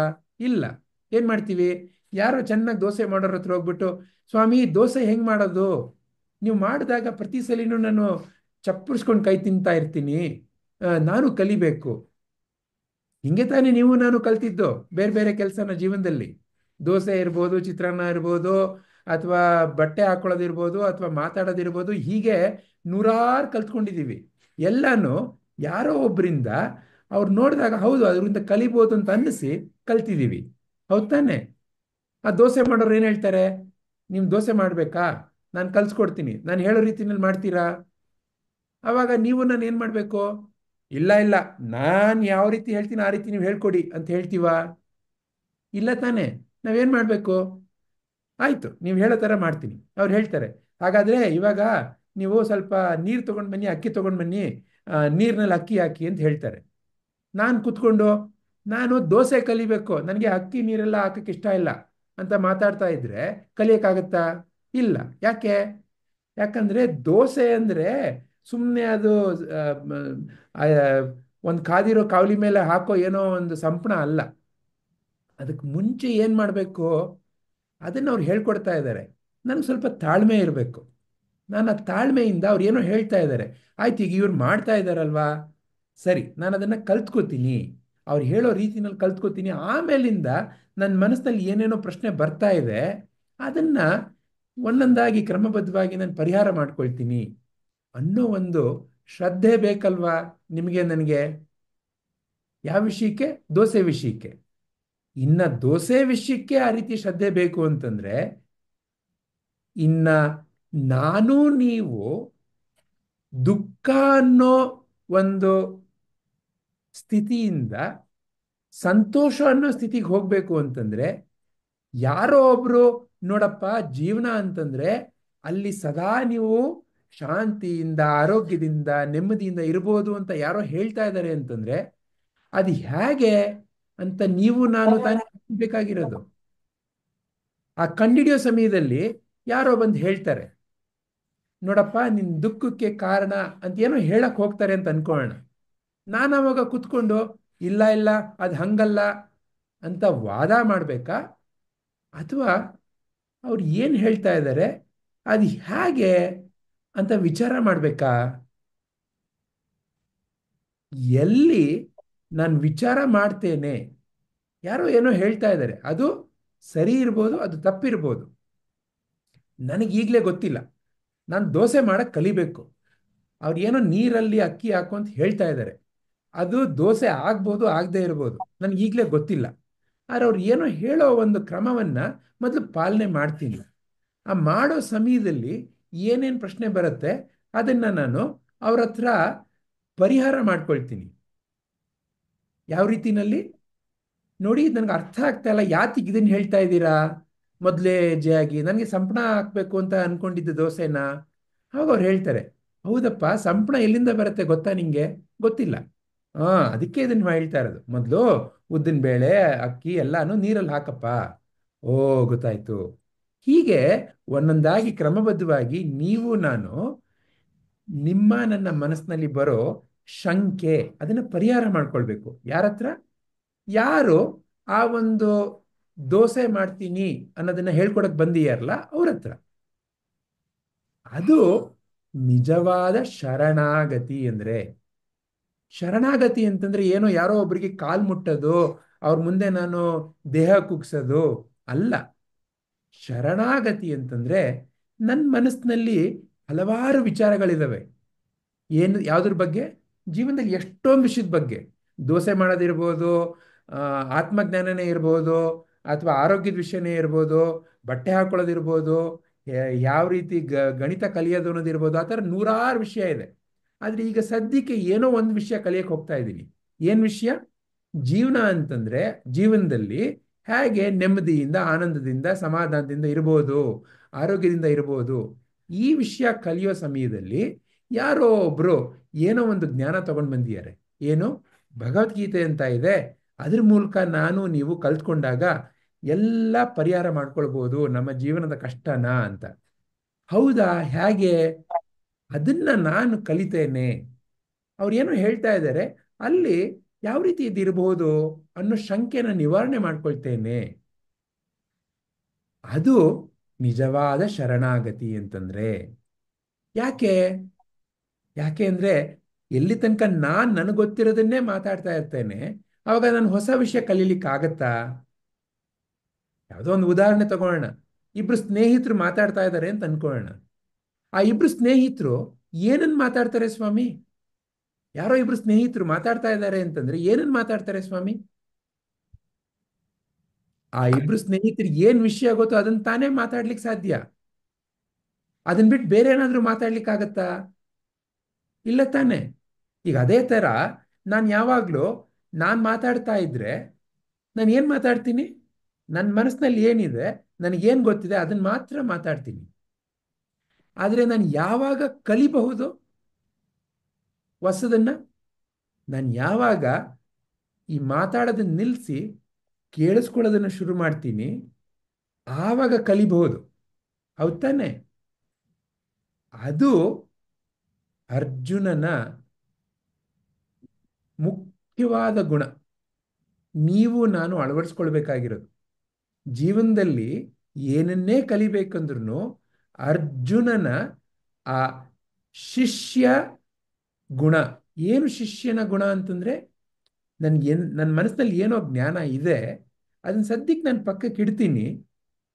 ಇಲ್ಲಿ ಶ್ರೀಕೃಷ್ಣ ನನ್ನ ಮುಂದೆ ಜ್ಞಾನ ಸ್ವರೂಪದಲ್ಲಿ, ಭಗವದ್ಗೀತೆ ಸ್ವರೂಪದಲ್ಲಿ, ಸದ್ಗುರುವಿನ ರೂಪದಲ್ಲಿ, ಆ ಸದ್ಗುರು ಬೇರೆ ಬೇರೆ ರೀತಿಯಲ್ಲಿ ನನ್ನ ಮುಂದೆ ಬರ್ತಾರೆ, ಹಲವಾರು ಪರಿಸ್ಥಿತಿಗಳ ರೂಪದಲ್ಲಿ. ಈಗ ಇಲ್ಲಿ ನನ್ನ ಮುಂದೆ ಪದ್ಮ ಅಮ್ಮ ಬಂದಿದ್ದಾರೆ, ಈ ಭಗವದ್ಗೀತೆ ಅನ್ನೋ ಜ್ಞಾನವನ್ನ ಕಲಿಯೋಣ ಅಂತ. ಅವ್ರು ಏನ್ ಹೇಳ್ತಾ ಇದ್ದಾರೆ, ಹೇಗೆ ಹೇಳ್ತಾ ಇದ್ದಾರೆ, ಅದನ್ನ ನಾನು ಯಾವಾಗ ಕಲೀಲಿಕ್ಕೆ ಶುರು ಮಾಡ್ತೇನೆ, ಆವಾಗ ನನ್ನಲ್ಲಿ ಒಂದು ಪರಿಷ್ಕರಣೆ ಸಾಧ್ಯ. ಅದು ಇಲ್ಲಿ ನೀವು ನಾನು ಕಲಿಬೇಕಾಗಿರೋ ಮುಖ್ಯವಾದ ವಿಚಾರ. ಏನು? ನನ್ನ ಜೀವನದಲ್ಲಿ ಕಲಿಬೇಕಾದಾಗ ನನಗೇನು ಗೊತ್ತಿದೆ ಅನ್ನೋದನ್ನ ನೋಡೋದಲ್ಲ. ಯಾರೋ ಏನೋ ಕಲಿಸ್ತಾ ಇರಬೇಕಾದಾಗ ಅವ್ರು ಏನು ಹೇಳ್ತಾ ಇದ್ದಾರೆ ಅದನ್ನ ಕೇಳ್ತೇನೆ, ಅದನ್ನ ನಾನು ಮನದಟ್ಟು ಮಾಡ್ಕೊಳ್ತೇನೆ, ಮನನ ಮಾಡ್ತೇನೆ. ನಾನು ನಾನು ಹೇಗದು have a happy married life? ಹೇಗೆ? How to have a happy married life? ಎಲ್ಲಿಂದ ಘರ್ಷಣೆ ಬರ್ತಾ ಇದೆ, ನಾನು ಅದನ್ನು ಕಂಡಿಡಿತೇನೆ. ಅದು ಅರ್ಜುನನ ಮನಸ್ಥಿತಿ. ನೀವು ನಾನು ಅಳವಡಿಸ್ಕೊಳ್ಬೇಕಾಗಿರೋ ಮನಸ್ಥಿತಿ. ದುಃಖ ಇದೆ, ಹೌದು. ಆದರೆ ಆ ದುಃಖದಲ್ಲೂ ಅವನಲ್ಲಿ ಈ ಅದ್ಭುತವಾದ ಗುಣ ಕಾಣಿಸ್ತಾ ಇದೆ. ಏನು? ನನಗೆ ದುಃಖ ಇದೆ. ಯಾತಕ್ಕೆ ದುಃಖ ಇದೆ? ನನ್ನ ಮನಸ್ಸಿನಲ್ಲಿ ಏನೋ ಕಳಸ ಮೇಲೋಗರ ಇದೆ, ನನಗೆ ಸರಿಯಾಗಿ ಅರ್ಥ ಆಗಿಲ್ಲ ಏನೋ ವಿಷಯ. ಕೃಷ್ಣ, ನಿನ್ನನ್ನು ನೋಡಿದ್ರೆ ಜೀವನದಲ್ಲ ಎಷ್ಟು ಪರಿಸ್ಥಿತಿಗಳು ಕಷ್ಟಕರ ಪರಿಸ್ಥಿತಿ ಅಂತ ನಿನಗೆ ಬಂದಿದೆ ಅಪ್ಪ. ನೀನು ಹುಟ್ಟಿದಾಗ್ಲಿಂದ ನಿನ್ನನ್ನು ಯಾರೋ ಕೊಲ್ಲಬೇಕು ಅಂತ, ನಿನ್ನ ಪ್ರತಿಯೊಂದು ಹೆಜ್ಜೆನಲ್ಲೂ ನಿನ್ನನ್ನ ಅವಹೇಳನ ಮಾಡಬೇಕು ಅಂತ, ಇಷ್ಟೆಲ್ಲ ಕಷ್ಟಕರ ಪರಿಸ್ಥಿತಿನೇ ಇದೆ. ಆದ್ರೂ ನೀನೇನೋ ಯಾವಾಗಲೂ ಶಾಂತವಾಗಿ ನಗ್ನಗ್ತಾ ಇದೆಯಾ ಅಂದರೆ ಈ ಜೀವನ ಅನ್ನೋ ಜಾಗ, ಇದೇ ಜಾಗದಲ್ಲೇ ನಾನು ಇದ್ದೀನಿ, ಇದೇ ಜಾಗದಲ್ಲೇ ನೀನು ಇದೆಯಾ, ಆದರೆ ನೀನು ಶಾಂತವಾಗಿದೆಯಾ. ಏನೋ ಇರಬೇಕು, ನೀನು ಜೀವನದಲ್ಲಿ ಕಲ್ತಿರೋ ಏನೋ ಒಂದು ಸತ್ಯ ಇರಬೇಕು. ಅದನ್ನ ನನಗೂ ಕಲ್ಸ್ಕೊಡಕ್ಕಾಗತ್ತಾ ಕೃಷ್ಣ? ಯಾಕಂದ್ರೆ ಅದ್ರ ಮೂಲಕ ನಾನು ಈ ದೈನ್ಯ ಅನ್ನೋ ಒಂದು ದೋಷ, ಏನೋ ಒಂದು ನಾನು ಕುಗ್ಗಿ ಹೋಗ್ಬಿಟ್ಟಿದ್ದೀನಪ್ಪ, ನನಗೆ ಕಷ್ಟ ಅಂತ ಅನ್ನಿಸ್ತಾ ಇದೆ, ಅಯ್ಯೋ ಯಾಕಪ್ಪ ಈ ಜೀವನ ಅಂತ ಅನ್ನಿಸ್ತಾ ಇದೆ, ಇದರಿಂದ ನಾನು ಹೊರಗಡೆ ಬರಬೇಕು. ನಾನು ನಿಂತರ ನಾನು ಸ್ಥಿರವಾಗಿ ಶಾಂತವಾಗಿ ಆನಂದದಿಂದ ಜೀವನ ನಡೆಸಬೇಕು. ದಾರಿ ತೋರಿಸ್ತೀಯಪ್ಪ. ಅದು ಅರ್ಜುನನ ಒಂದು ಅದ್ಭುತವಾದ ಗುಣ. ಅದನ್ನ ಇಲ್ಲಿ ನಮಗೆ ಶ್ರೀಕೃಷ್ಣ ತೋರಿಸ್ತಾ ಇದ್ದಾರೆ. ಯಾಕಂದ್ರೆ ಜೀವನದಲ್ಲಿ ಬದಲಾವಣೆ ಆಗಬೇಕು ಅಂತಂದಾಗ ಮುಖ್ಯವಾಗಿ ಬೇಕಾಗಿರೋದು ನಾನು ಬದಲಾಗ್ತೇನೆ ಅನ್ನೋ ಮನಸ್ಥಿತಿ. ಪರಿಸ್ಥಿತಿಗಳಿರುತ್ತೆ, ಆದರೆ ಎಲ್ಲಿ ತನಕ ನಾನು ನನಗೇ ಗೊತ್ತು ಇದೇ ರೀತಿ ಇರ್ತೇನೆ ಅದು ಸಾಧ್ಯ ಇಲ್ಲ. ಒಂದು ಒಂದು ಕಲ್ಲಿನಲ್ಲಿ ವಿಗ್ರಹ ಆಗಬೇಕು ಅಂತಂದ್ರೆ ಆ ಕಲ್ಲು ಆ ಉಳಿಯ ಪೆಟ್ಟನ್ನ ತಿನ್ಲಿಕ್ಕೆ ತಯಾರಾಗಬೇಕು. ವಿಗ್ರಹ ಇದೆ, ಆ ಶ್ರೀಕೃಷ್ಣ ನಾರಾಯಣ ಆ ಕಲ್ಲಿನಲ್ಲಿ ಇದ್ದಾರೆ, ಆದರೆ ಅದು ಸ್ವಲ್ಪ ತೆಗಿಬೇಕಾಗತ್ತೆ. ಅದನ್ನು ತೆಗಿಲಿಲ್ಲ ಅಂತಂದಾಗ ಅಲ್ಲಿ ಅದು ಕಾಣಿಸಲ್ಲ. ಹಾಗೆ ನಿಮ್ಮಲ್ಲಿ ನನ್ನಲ್ಲಿ ಎಲ್ಲರಲ್ಲೂ ಒಂದು ಅದ್ಭುತವಾದ ದೈವಿ ಶಕ್ತಿ ಇದೆ. ಆದರೆ ಮೊದಲು ಆ ದೈವಿ ಶಕ್ತಿಯನ್ನು ತಡೆಗಟ್ತಾ ಇರೋ ಕೆಲವಷ್ಟು ಮಾನಸಿಕವಾದ ಕೆಲವಷ್ಟು ಅಡ್ಡಗೋಡೆಗಳಿದಾವೆ. ಅದನ್ನ ಜ್ಞಾನದ ಮೂಲಕ ವಿಚಾರದ ಮೂಲಕ ತಿಳಿದು ನಾನು ತೆಗಿಬೇಕಾಗತ್ತೆ, ನೀವು ತೆಗಿಬೇಕಾಗತ್ತೆ. ಆವಾಗ ಮಾತ್ರ ನಿಮ್ಮಲ್ಲಿ ನನ್ನಲ್ಲಿ ಆ ಕೃಷ್ಣತ್ವ ಸ್ಥಾಪನೆ ಆಗತ್ತೆ. ಆ ರೀತಿ ಕೃಷ್ಣತ್ವದ ಸ್ಥಾಪನೆನೇ ಭಗವದ್ಗೀತೆಯ ಮುಖ್ಯ ಉದ್ದೇಶ. ಇದು ಏನೋ ಒಂದು 700 ಶ್ಲೋಕಗಳು ನಮ್ಮ ಧರ್ಮ ಗ್ರಂಥ ಅದೆಲ್ಲ ಅಲ್ಲ. ಮುಖ್ಯವಾಗಿ ಆ ಕೃಷ್ಣ ನಿಮ್ಮಲ್ಲಿ ನನ್ನಲ್ಲಿ ಮೂಡಿ ಬರಬೇಕು. ದೈನಂದಿನ ಕ್ರಮದಲ್ಲಿ ಕೃಷ್ಣನ ಒಂದು ಜ್ಞಾನ, ಕೃಷ್ಣನ ಒಂದು ದರ್ಶನ ಈಗ ಇಲ್ಲಿ ಈ ಪರಿಸ್ಥಿತಿಯಲ್ಲಿ ಅದೇ ಭಗವದ್ಗೀತೆ. ಆ ರೀತಿ ನಾವಿವಾಗ ಒಂದೊಂದಾಗಿ ಹೆಜ್ಜೆ ತಗೋಣ, ನಮ್ಮಲ್ಲಿನ ಕೃಷ್ಣತ್ವವನ್ನು ಹೊರತರೋಣ. ಹರಿ ಓಂ. ಸರ್, ಇನ್ನೊಂದು ರಿಕ್ವೆಸ್ಟ್. ನಾನು ಪ್ರಶ್ನೆಗಳಲ್ಲಿ ಒಂದಷ್ಟು ಸೇರಿಸೋದು ಮರ್ತೋಗ್ಬಿಟ್ಟಿದೆ. ಸಾಂಖ್ಯ ಯೋಗ ಅಂದ್ರೆ ಏನು, ಮತ್ತೆ ಅದನ್ನೇ ಮೊದಲು ಸಾಂಖ್ಯ ಯೋಗವನ್ನೇ ಮೊದಲು ಯಾತಕ್ಕೆ ಬೋಧಿಸಿದ್ರು ಅನ್ನೋದ್ರ ಎರಡರ ಮೇಲೆ ಸ್ವಲ್ಪ ಹೇಳ್ಬಿಡಿ. ಖಂಡಿತ ಅಮ್ಮ. ಈಗ ಮೊದಲನೇ ಅಧ್ಯಾಯದ ಹೆಸರೇನು? ಅರ್ಜುನ ವಿಷಾದ ಯೋಗ. ಅರ್ಜುನ ಯಾರು? ನೀವು ನಾನು. ವಿಷಾದ ಅಂದ್ರೇನು? ಈಗಾಗಲೇ ಮಾತಾಡಿದ್ದೀವಿ. ನಿಮಗೆ ನನಗೆ ಜೀವನದಲ್ಲಿ ಹಲವಾರು ಪರಿಸ್ಥಿತಿಗಳು ಬರುತ್ತೆ. ಆರೋಗ್ಯದ ಪರಿಸ್ಥಿತಿಗಳು, ಅಥವಾ ನಮ್ಮ ಹಣಕಾಸಿನ ಪರಿಸ್ಥಿತಿಗಳು, ಸಾಮಾಜಿಕ ಪರಿಸ್ಥಿತಿಗಳು, ಹೀಗೆ ನೂರಾರು ರೀತಿಯ ಪರಿಸ್ಥಿತಿಗಳು. ಕೆಲವು ಪರಿಸ್ಥಿತಿಗಳು ನಿಮಗೆ ನನಗೆ ಇಷ್ಟ ಆಗುತ್ತೆ, ಕೆಲವು ಪರಿಸ್ಥಿತಿಗಳು ಇಷ್ಟ ಆಗಲ್ಲ, ಅದು ಕಷ್ಟ ಅಂತ ಅನ್ಸುತ್ತೆ. ಈ ಪರಿಸ್ಥಿತಿಗಳು ಬಂದಾಗ ಮನಸ್ಸಿನಲ್ಲಿ ಇಷ್ಟ ಆಗಿರೋದು ಬಂದಾಗ ಪರವಾಗಿಲ್ಲ ಅನ್ಸುತ್ತೆ, ಕಷ್ಟ ಅನ್ನೋದು ಬಂದಾಗ ಕುಗ್ಗು ಹೋಗ್ಬಿಡುತ್ತೆ. ಇದು ಮೊದಲನೇ ಅಧ್ಯಾಯ, ಅರ್ಜುನ ವಿಷಾದ ಯೋಗ. ಇದಕ್ಕೆಲ್ಲ ಮೂಲ ಕಾರಣ ಏನು? ಮೂಲ ಕಾರಣ ಸ್ವಲ್ಪ ನೀವು ನಾನು ಆಲೋಚನೆ ಮಾಡಿ ನೋಡಿದಾಗ ನೋಡಿ, ಜೀವನದಲ್ಲಿ ಪ್ರಯಾಣ ಅಂತ ಮಾಡ್ತಾ ಇದ್ದೀವಿ. ಯಾವುದ್ರ ಮೂಲಕ ಪ್ರಯಾಣ ಮಾಡ್ತಾ ಇದ್ದೀವಿ? ಈ ದೇಹ ಮನಸ್ಸು ಈ ಎರಡರ ಮೂಲಕ ಪ್ರಯಾಣ ಮಾಡ್ತಾ ಇದ್ದೀವಿ. ದೇಹದ ಬಗ್ಗೆ ನಾನು ಕಲ್ತ್ಕೊಳ್ಬೇಕಾಗತ್ತೆ, ಮನಸ್ಸಿನ ಬಗ್ಗೆ ನಾನು ಕಲ್ತ್ಕೊಳ್ಬೇಕಾಗತ್ತೆ. ಇವೆರಡು ಯಾವ ರೀತಿ ಒಂದಕ್ಕೊಂದು ಹೊಂದಾಣಿಕೆಯಿಂದ ಕೆಲಸ ಮಾಡ್ತವೆ ಕಲ್ತ್ಕೊಳ್ಬೇಕಾಗತ್ತೆ. ಯಾವುದೋ ಒಂದು ಕಾರ್ನ ನಡೆಸಬೇಕು ಅಂತಂದ್ರೆ ನನಗೆ steering wheel, accelerator, clutch, brake, ignition, petrol, diesel, right ಏನು ಲೆಫ್ಟ್ ಏನು ಎಲ್ಲ ಕಲ್ತ್ಕೊಳ್ಬೇಕಲ್ವಾ? ಡ್ರೈವಿಂಗ್ ಹೇಗೆ ಮಾಡಬೇಕು ಅಂತ ಕಲ್ತ್ಕೊಳ್ಬೇಕಲ್ವಾ? ಹಾಗೇನೆ ಮನಸ್ಸು ಅಂತ ಇದೆ, ಇನ್ನ ದೇಹ ಅಂತ ಇದೆ.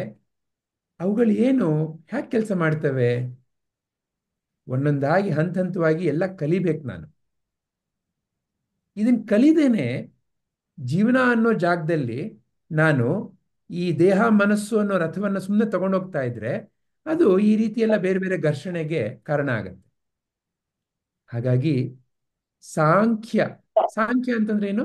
ಅದ್ರ ಮೂಲಭೂತವಾದ ಸಂಸ್ಕೃತದ ಪದದ ಪರಿಚಯದ ಮೂಲಕ ನೋಡಿದ್ರೆ ಸಂಖ್ಯೆ ಸಂಖ್ಯೆ ಅಂತ ನಾವು ಕೇಳಿದ್ದೇವೆ. ಸಂಖ್ಯೆ ಅಂತಂದ್ರೆ ಏನು? ನಂಬರ್ಸ್. ಏನಪ್ಪ ನಂಬರ್ಸ್? 1, 2, 3, 4, 0, 9 ಏನಂತೆಲ್ಲ ಬೇರೆ ಬೇರೆ ಸಂಖ್ಯೆಗಳಿದಾವೆ. ಏನಪ್ಪ ಇವು?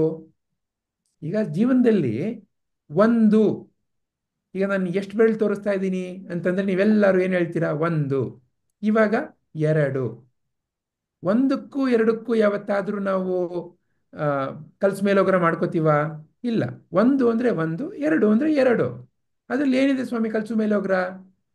ಈಗ ನಾನು ನನ್ನ ಕೈನಲ್ಲಿ ಎಷ್ಟು ಬೇರೆ ಬೇರೆ ವಸ್ತುಗಳನ್ನ ತೋರಿಸ್ತಾ ಇದ್ದೀನಿ ಅಂತ ಕೇಳಿದ್ರೆ ಎಲ್ರೂ ಸುಲಭವಾಗಿ 2 ಅಂತ ಹೇಳ್ತೀವಿ. ಅಂದ್ರೆ ಏನು? ಏನೋ ಒಂದು ಈ ಗಣಿತ ಅಂತ ಇದೆ, ಅದರಲ್ಲಿ ಸಂಖ್ಯೆ ಅಂತ ಇದೆ. ಅವುಗಳು ನಮಗೆ ಒಂದು ಸ್ಪಷ್ಟತೆಯನ್ನು ತರ್ತವೆ ಮನಸ್ಸಿನಲ್ಲಿ. ಆ 1 ಅಂತ ಹೇಳಿದಾಗ ನಾವು 2 ಅಂತ ನಮ್ಮ ಮನಸ್ಸಿನಲ್ಲಿ ಕಲಸ ಮೇಲೋಗ್ರ ಆಗಲ್ಲ. 2 ಅಂತ ಹೇಳಿದಾಗ 1 ಅಂತ ಕಲಸ ಮೇಲೋಗ್ರ ಆಗಲ್ಲ.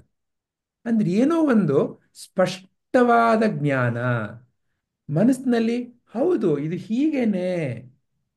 ನಿಮ್ಮಲ್ಲಿ ಯಾರಿಗಾದ್ರೂ ಉಪ್ಪು ಮತ್ತೆ ಸಿಹಿ ಎರಡನ್ನೂ ಕೊಟ್ಬಿಟ್ಟು ಯಾವ್ದು ಉಪ್ಪು ಯಾವ್ದು ಸಿಹಿ ಅಂತ ಕೇಳಿದ್ರೆ ನಿಮ್ಗೆ ಯಾವುದೇ ಒಂದು ಕಷ್ಟ ಇಲ್ದೇನೆ ಸ್ವಲ್ಪ ರುಚಿ ನೋಡ್ಬಿಟ್ಟು ಹೇಳ್ಬಿಡ್ತೀರಾ ಅಲ್ವಾ? ಉಪ್ಪು ಇದು, ಇದು ಸಿಹಿ ಇದು ಅಂತ. ಅಲ್ಲಿ ಕಲಸ ಮೇಲೆ ಹೋಗ್ರ ಇಲ್ಲ. ಸಿಹಿನ ಉಪ್ಪು ಅಂತ, ಉಪ್ಪುನ ಸಿಹಿ ಅಂತ ಹೇಳಲ್ಲ.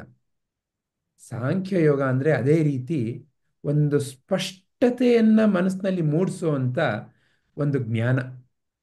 ಯಾಕಂದ್ರೆ ನಿಮ್ಮ ನನ್ನ ಜೀವನದಲ್ಲಿ ಕಷ್ಟ, ಸುಖ, ಬೇಜಾರು ಇದೆಲ್ಲ ಬರ್ತಾ ಇರೋದು ನೀವು ನಾನು ಈ ದೇಹ ಮನಸ್ಸು ಇವುಗಳ ಬಗ್ಗೆ, ಇವುಗಳಲ್ಲಿ ಯಾವ ರೀತಿ ಪರಿವರ್ತನೆ ನಡೀತಾ ಇದೆ, ನಾನ್ಯಾರು, ಈ ಪರಿವರ್ತನೆ ಎಲ್ಲ ಆಗ್ತಾ ಇರೋ ನಾನ್ಯಾರು, ಇದನ್ನ ಯಾವುದನ್ನು ನಾವು ನೀನು ವಿಚಾರ ಮಾಡ್ದೇನೆ ಈ ಜೀವನ ಅನ್ನೋ ಜಾಗದಲ್ಲಿ ಕೆಲಸ ಅಂತ ಮಾಡ್ತಾ ಇದ್ದೀವಲ್ಲ, ಅದಕ್ಕೋಸ್ಕರ ಈ ಎಲ್ಲ ಘರ್ಷಣೆ ಉಂಟಾಗ್ತಾ ಇರೋದು.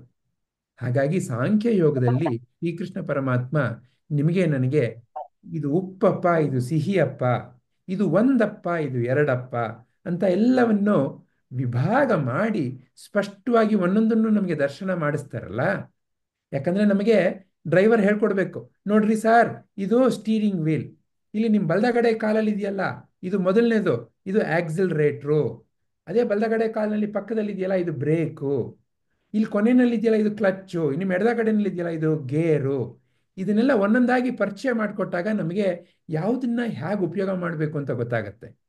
ಹಾಗೇನೆ ದೇಹ ಮನಸ್ಸು ಇವುಗಳೆಲ್ಲ ಹೇಗೆ ಕೆಲಸ ಮಾಡ್ತಾ ಇದ್ದಾವೆ, ಏನೇನು ವಿಭಾಗ ಇದೆ, ಒಂದೊಂದು ಯಾವ್ಯಾವ ರೀತಿ ಪರಿಣಾಮ ಬೀರುತ್ತೆ ನಮ್ಮ ಮೇಲೆ, ಇದನ್ನ ನಾವು ಕಲಿಬೇಕಲ್ಲ. ಅದನ್ನೆಲ್ಲ ಕಲಿಸೋದಿಕ್ಕೆ ಸಾಂಖ್ಯ ಯೋಗ ಅಂದ್ರೆ ಒಂದು ಸ್ಪಷ್ಟತೆಯಿಂದ ಒಂದೊಂದನ್ನು ತೋರಿಸಿ ಆವಾಗ ಎಲ್ಲವನ್ನು ಸೇರಿಸಿ ನಾವು ಕಾರು ಅಂತ ಕರೆದು ಬಿಡ್ತೇವೆ. ಕಾರ್ ಅಂತಂದ್ರೆ ಏನು? ಅಲ್ಲಿ ನಿಂತಿದೆಯಲ್ಲ ಅದೇ ನನ್ನ ಕಾರು ಅಂತ ಹೇಳ್ತೇವೆ. ಆದ್ರೆ ಅದರಲ್ಲಿ ಇರುತ್ತೆ ಬ್ರೇಕ್ ಇದೆ, ಆಕ್ಸಿಲರೇಟ್ ಇದೆ. ಆಕ್ಸಿಲರೇಟರ್ ಕೆಲಸನೇ ಬೇರೆ, ಬ್ರೇಕ್ ಕೆಲಸನೇ ಬೇರೆ. ಹಾಗೆ ಮನಸ್ಸು ಅಂತ ಹೇಳ್ಬಿಡ್ತೇವೆ. ಮನಸ್ಸು ಅಂತಂದ್ರೆ ಏನು? ನಾವು ಯಾರು ಸರಿಯಾಗಿ ವಿಚಾರ ಮಾಡ್ಲಿಕ್ಕೆ ಹೋಗಿರಲ್ಲ. ಮನಸ್ಸು ಅನ್ನೋದು ಎಲ್ಲಿದೆ ವಿಚಾರ ಮಾಡಿರಲ್ಲ. ಮನಸ್ಸಿನಲ್ಲಿ ಏನೇನಿದೆ ವಿಚಾರ ಮಾಡಿರಲ್ಲ. ದೇಹ ಅಂದ್ರೆ ಸುಮಾರಷ್ಟು ಪರಿಚಯ ಇರುತ್ತೆ. ದೇಹ ಅಂದ್ರೆ ಕಣ್ಣು, ಮೂಗು, ಬಾಯಿ, ಹಾರ್ಟು, ಕಿಡ್ನಿ, ಲಿವರು ಅಂತ. ಆದರೆ ಅದೇನು, ಅದಕ್ಕೂ ಮನಸ್ಸಿಗೂ ಏನು ಸಂಬಂಧ, ಅದು ಯಾವ ರೀತಿ ಪರಿಣಾಮ ಬೀರುತ್ತೆ ಒಂದಕ್ಕೊಂದು, ಮನಸ್ಸಿನಲ್ಲಿ ಏನೇನು ವಿಭಾಗ ಇರ್ಬೋದು, ಇದ್ಯಾವುದು ನಾವು ವಿಚಾರ ಮಾಡಿರಲ್ಲ. ಇದನ್ನೆಲ್ಲ ಒಂದೊಂದಾಗಿ ಹಂತ ಹಂತವಾಗಿ ವಿಚಾರ ಮಾಡ್ತಾ ಹೋದಾಗ ನಮಗೆ ಓ, ಈ ದೇಹ ಮನಸ್ಸು ಅನ್ನೋ ಈ ರಥ ಇದೆಯಲ್ಲ ಇದು ಈ ರೀತಿ ಕೆಲಸ ಮಾಡ್ತಾ ಇದೆ. ಓ ಇದನ್ನ ನಾನು ಈ ರೀತಿ ಕೆಲಸ ಮಾಡಿಸ್ಬೇಕು. ಆಕ್ಸಿಲರೇಟರ್ ತಗೊಂಡೋಗಿ ನಾನು ಬ್ರೇಕ್ ಅಂತ ಒತ್ಬಿಟ್ಟು ಒತ್ತಿದ್ರೆ ಏನಾಗುತ್ತೆ ಸ್ವಾಮಿ? ನಿಮ್ಗೆಲ್ಲ ಗೊತ್ತು. ತಪ್ಪಾಗಿ ಆಕ್ಸಿಲರೇಟರ್ನ ಬ್ರೇಕು ಅಂತ ಅನ್ಕೊಂಡು ಒತ್ತಿದ್ರೆ ಏನಾಗತ್ತೆ? ಆಕ್ಸಿಡೆಂಟ್ ಆಗತ್ತೆ. ಅದೇ ಥರ ಮನಸ್ಸನ್ನ ಅರಿಬೇಕಾಗತ್ತೆ, ದೇಹವನ್ನ ಅರಿಬೇಕಾಗತ್ತೆ. ಅವೆರಡನ್ನು ಒಗ್ಗೂಡಿಸಿ ಯಾವ ರೀತಿ ಕೆಲಸ ಮಾಡೋದು ಅರಿಬೇಕಾಗತ್ತೆ. ಹೀಗೆ ಸಾಂಖ್ಯ ಯೋಗ ಎಲ್ಲವನ್ನು ಸ್ಪಷ್ಟವಾಗಿ ತೋರಿಸಿ ಇದೆಲ್ಲ ಹ್ಯಾಕೆ ಕೆಲಸ ಮಾಡ್ತಾ ಇದೆ ಅನ್ನೋ ಒಂದು ಅದ್ಭುತವಾದ ಜ್ಞಾನ ಜೀವನದಲ್ಲಿ ಇರೋದೇ ಎರಡು ಸ್ವಾಮಿ. ನೀವಿದ್ದೀರಾ, ಏನೋ ಆಟ ಆಡ್ತಾ ಇದ್ದೀರಾ, ಅಷ್ಟೇ ಇರೋದು ಜೀವನದಲ್ಲಿ. ನೀವು ಇದ್ದೀರಾ, ಏನೋ ಒಂದು ಆಟ ಅಂತ ಆಡ್ತಾ ಇದ್ದೀರಾ. ಯಾರು ನೀವು, ಯಾರು ನಾನು, ಅದು ಪರಿಪೂರ್ಣವಾಗಿ ತಿಳ್ಕೊಳ್ಬೇಕು. ಆಟ ಏನು, ಹೆಂಗೆ ಆಟ ಆಡಬೇಕು ಅದನ್ನು ತಿಳ್ಕೊಳ್ಬೇಕು. ಇವೆರಡು ತಿಳ್ಕೊಂಡ್ಬಿಟ್ರೆ ಕೆಲಸ ಮುಗೀತು. ಅದನ್ನು ತಿಳಿಸೋ ಮೊಟ್ಟ ಮೊದಲ ಜ್ಞಾನನೇ ಸಾಂಖ್ಯ ಯೋಗ. ಆಗ್ಲಾ? ಯಾರಲ್ಲಿ ಏನಾದ್ರೂ ಪ್ರಶ್ನೆ ಅಂತ ಮೂಡ್ತಾ ಇದೆಯಾ?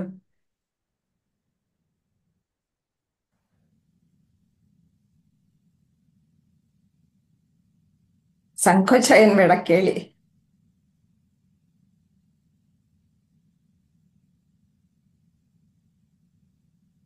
ಆಗ್ಲಿ. ಏನು ಇಲ್ಲ ಏನು ಅನ್ಸುತ್ತೆ. ಅಥವಾ ಏನಾದ್ರೂ ಧನ್ಯವಾದಗಳು. ವಿಚಾರ ಮೂಡ್ತಾ ಇದೆಯಾ? ಏನಾದ್ರೂ ಹೇಳ್ಬೇಕು ಅಂತ ಅನಿಸ್ತಾ ಇದೆಯಾ?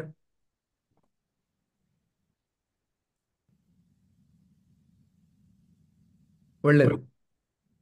ಪ್ರಶ್ನೆನೂ ಇಲ್ಲ, ಏನು ಹೇಳ್ಬೇಕು ಇಲ್ಲ ಅಂತಂದ್ರೆ ಅದು ಮುಗ್ಧ. ನಿಶ್ಶಬ್ದದ ಸ್ಥಿತಿ. ಅದೇ ತಲುಪಬೇಕಾಗಿರೋದು. ಆದ್ರೆ ಯಾವುದೋ ಒಂದು ಸಮಯದಲ್ಲಿ ಮಾತ್ರ ಅಲ್ಲ, ಎಲ್ಲಾ ಸಮಯದಲ್ಲಿ. ಯಾವುದೋ ಒಂದು ಜಾಗದಲ್ಲಿ ಮಾತ್ರ ಅಲ್ಲ, ಎಲ್ಲಾ ಜಾಗದಲ್ಲಿ. ಅದು ಶ್ರೀಕೃಷ್ಣನ, ಸದ್ಗುರುಗಳ, ನಮ್ಮ ಎಲ್ಲ ಋಷಿ ಮುನಿಗಳ ಅನುಗ್ರಹ. ಆ ಒಂದು ದೈವಿ ಕೃಪೆ ಎಲ್ಲರಿಗೂ ಸಿಗ್ಲಿ.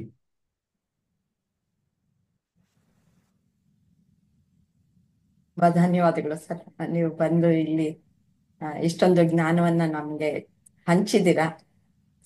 ಕೇಳ್ಕೊಂಡ ತಕ್ಷಣ ನೀವು ಬಂದು ಆ, ಇಷ್ಟು ಒಳ್ಳೆಯ ಉಪನ್ಯಾಸವನ್ನು ಕೊಟ್ಟಿರೋದಕ್ಕೆ ಎಲ್ರ ಪರವಾಗಿ ಧನ್ಯವಾದಗಳು. ಧನ್ಯವಾದ ಅಮ್ಮ. ಒಂದು ಅಮ್ಮ, ಯಾವುದು ನನ್ನ ಜ್ಞಾನ ಅಲ್ಲ, ಇದ್ಯಾವುದು ನನ್ನ ಜ್ಞಾನ ಅಲ್ಲ, ಇದೆಲ್ಲ ಸೃಷ್ಟಿಯ ಜ್ಞಾನ. ನಾನು ಕೇವಲ ಒಂದು ಮೈಕ್. ಮೈಕ್ಗೆ ಏನು ಜಾಸ್ತಿ ಬೆಲೆ ಕೊಡಬೇಕಾಗಿಲ್ಲ. ಆ ಸಮಯದಲ್ಲಿ ಮೈಕ್ ಮೂಲಕ ಶಬ್ದ ಕೇಳತ್ತಷ್ಟೇನೆ, ಮೈಕ್ಗೆ ಬೆಲೆ ಕೊಡಬೇಕಾಗಿಲ್ಲ. ಆದರೆ ಆ ಮೈಕ್ ಮೂಲಕ ಏನು ಬರ್ತಾ ಇದೆ ಅದು ಅಳವಡಿಸ್ಕೊಳ್ಳಿಕ್ಕಾಗತ್ತಾ, ಅದು ಸರಿನಾ, ಅದನ್ನು ನೋಡ್ಬೇಕಷ್ಟೇನೆ.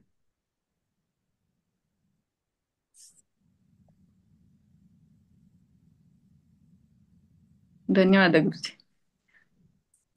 ಹರಿ ಓಂ ಜಿ. ಹರಿ ಓಂ. ಶ್ರೀ ಗುರುಭ್ಯೋ ನಮಃ. ಶ್ರೀಕೃಷ್ಣ ಅರ್ಪಣಮಸ್ತು.